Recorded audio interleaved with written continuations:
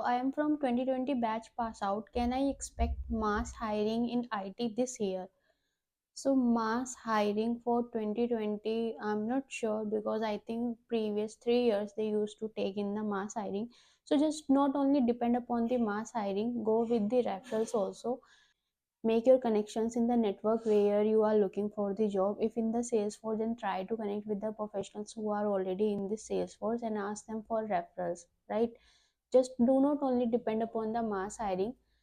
Here referrals and the if you try from the portal itself directly for the job will going to work more. I think the previous 3 or 4 years are considered, so might be 2020 will be considered because earlier recessions was also there and the corona and all was also there, so might be possible 2020 will be considered this year. But not only stay on this mass hiring, try to do from the your end also. Go with the referrals will going to help you out more here.